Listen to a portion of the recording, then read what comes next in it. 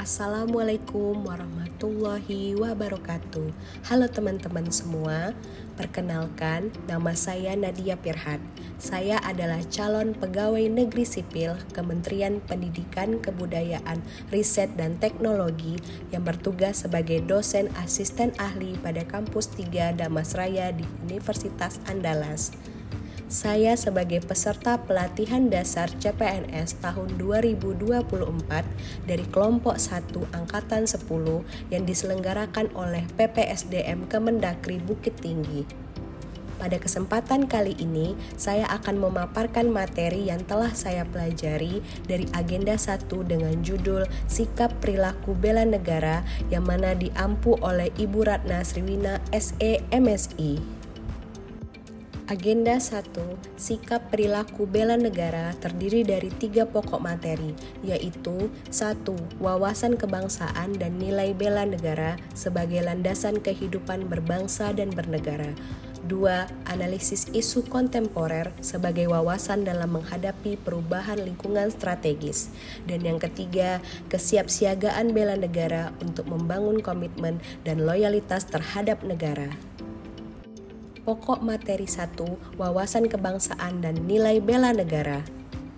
Dalam wawasan kebangsaan dan nilai bela negara terdiri dari 3 submateri, yaitu wawasan kebangsaan, nilai bela negara, dan sistem administrasi Negara Kesatuan Republik Indonesia atau NKRI.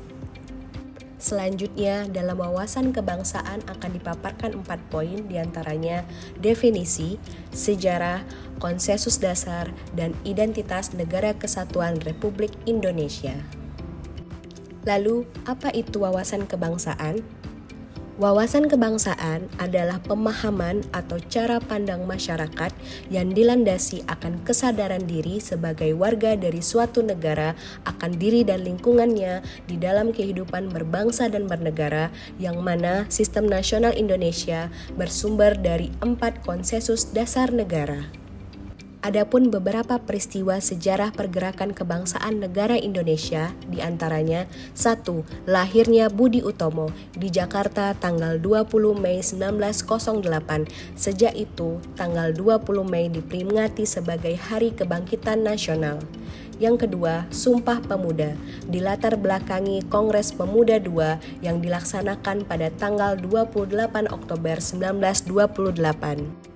Dan yang ketiga, detik-detik proklamasi kemerdekaan Indonesia pada tanggal 17 Agustus 1945, di mana teks proklamasi dibacakan oleh Insinyur Soekarno dan lagu Kebangsaan Indonesia Raya dikumandangkan sebagai pertanda Indonesia telah menjadi negara merdeka dan berdaulat. Adapun 4 konsensus dasar negara terdiri dari 1.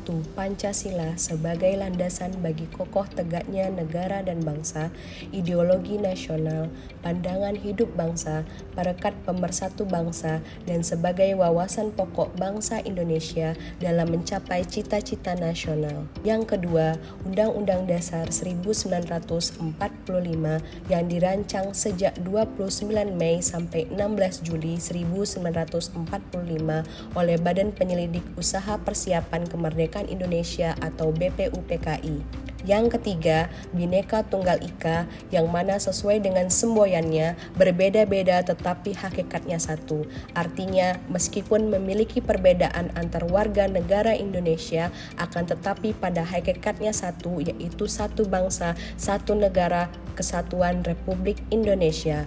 Dan yang keempat, Negara Kesatuan Republik Indonesia, di mana tujuannya terdapat dalam pembukaan Undang-Undang Dasar 1945 alinea 4 berbunyi, melindungi segenap bangsa Indonesia dan seluruh tumpah darah Indonesia, memajukan kesejahteraan umum, mencerdaskan kehidupan bangsa, dan ikut melaksanakan ketertiban dunia berdasarkan kemerdekaan, perdamaian abadi, dan keadilan sosial. Di samping 4 konsensus dasar negara, adapun simbol negara Indonesia sebagai identitas Negara Kesatuan Republik Indonesia yang harus dihormati dan dibanggakan oleh warga negaranya, yaitu 1. Bendera Indonesia Sang Merah Putih, 2. Lagu Kebangsaan, 3. Lambang Negara Garuda Pancasila, serta 4. Bahasa Indonesia. Keempat, simbol tersebut merupakan cerminan kedaulatan negara dalam tata pergaulan dengan negara-negara lain dan menjadi cerminan kemandirian serta eksistensi negara Indonesia yang merdeka, bersatu, berdaulat, adil, dan makmur. Untuk nilai bela negara ada 3 garis besar yang akan dibahas, yaitu 1. Definisi, 2. Nilai dasar, dan 3. Implementasi bela negara sebagai aparatur sipil negara. Lalu, apa itu nilai bela negara? Bela negara merupakan sebuah implementasi dari teori kontrak sosial atau teori perjanjian sosial tentang terbentuknya negara karena tekad, sikap, perilaku, dan tindakan warga negaranya baik secara individu maupun kelompok dalam menjaga kedaulatan negara, keutuhan wilayah, serta keselamatan bangsa dan negara berdasarkan Pancasila dan Undang-Undang Dasar 1945 guna menjamin kelangsungan hidup bangsa Indonesia. Dalam bela negara terdapat nilai-nilai dasar yang dapat diterapkan dalam kehidupan sehari-hari, yaitu 1. Cinta tanah air, 2. Sadar berbangsa dan bernegara, 3. Setia pada Pancasila sebagai ideologi negara, 4. Rela berkorban untuk bangsa dan negara, dan 5. Kemampuan awal bela negara. Berikut ini merupakan implementasi bela negara sebagai aparatur sipil negara, yaitu 1. Selalu menempatkan produk industri kreatif atau industri hiburan tanah air sebagai pilihan pertama dan mendukung perkembangannya. Kedua, menjalankan tugas secara profesional dan tidak berpihak. 3. Selalu ikhlas membantu masyarakat dalam menghadapi situasi dan kondisi yang penuh dengan kesulitan. Dan yang keempat, mengutamakan pencapaian hasil dan mendorong kinerja pegawai. Dan yang selanjutnya yaitu sistem administrasi Negara Kesatuan Republik Indonesia. 3 hal yang penting dalam sistem administrasi Negara Kesatuan Republik Indonesia yaitu Undang-Undang Dasar, Pancasila, dan sistem penyelenggaraan pemerintah negara. Sistem administrasi Negara Kesatuan Republik Indonesia merupakan sistem penyelenggaraan kehidupan negara dan bangsa dengan memanfaatkan dan mendayagunakan segala kemampuan keseluruhan aparatur negara serta rakyatnya di seluruh wilayah Indonesia. Selanjutnya, materi kedua yaitu analisis isu kontemporer. Apa itu analisis isu kontemporer? Isu adalah suatu fenomena atau kejadian yang memberikan efek negatif atau menimbulkan masalah di sekitarnya. Sedangkan kontemporer adalah sesuatu hal yang modern, yang eksis dan terjadi dan masih berlangsung sampai sekarang atau segala hal yang berkaitan dengan saat ini. Maka pengertian dari isu kontemporer adalah suatu pokok persoalan yang bisa meliputi masalah, perubahan, peristiwa, situasi, kebijakan atau nilai yang telah berlangsung dalam kehidupan masyarakat saat ini di mana penanganannya harus mengikuti situasi dan kondisi terkini. Dari materi analisis isu kontemporer, terdapat 3 submateri yang kita bahas. Di antaranya 1. Perubahan lingkungan strategis, 2. Isu-isu strategis kontemporer, dan 3. Teknik analisis isu. Pada submateri 1 yaitu perubahan lingkungan strategis, menurut pandangan Uri Bronfenbrenner, ada 5 level lingkungan strategis yang dapat mempengaruhi kesiapan pegawai negeri sipil dalam melakukan pekerjaannya sesuai bidang tugas masing-masing, yaitu individu, keluarga atau family, masyarakat pada level lokal dan regional atau community atau culture, nasional atau society, dan dunia atau global.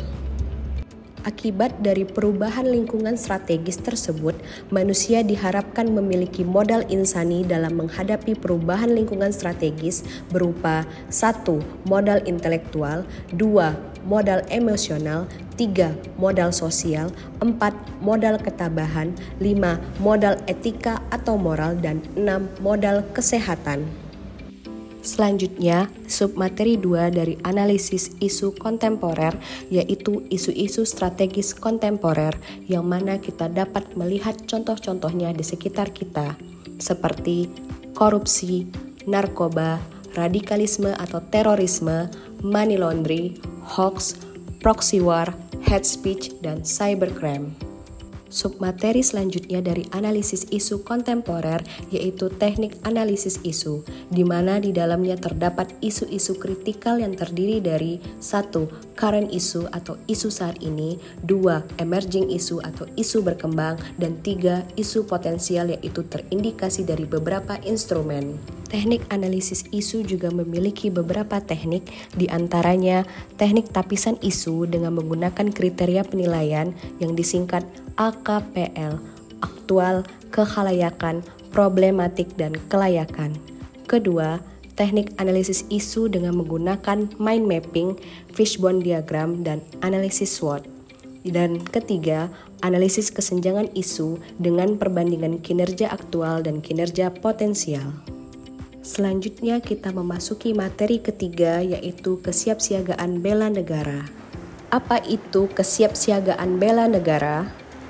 Kesiapsiagaan bela negara adalah suatu keadaan siap siaga yang dimiliki oleh seseorang baik secara fisik, mental, maupun sosial dalam menghadapi situasi kerja yang beragam yang dilakukan berdasarkan kebulatan sikap dan tekad secara ikhlas dan sadar disertai kerelaan berkorban sepenuh jiwa raga yang dilandasi oleh kecintaan terhadap Negara Kesatuan Republik Indonesia berdasarkan Pancasila dan Undang-Undang Dasar tahun 1945 untuk menjaga, merawat, dan menjamin kelangsungan hidup berbangsa dan bernegara.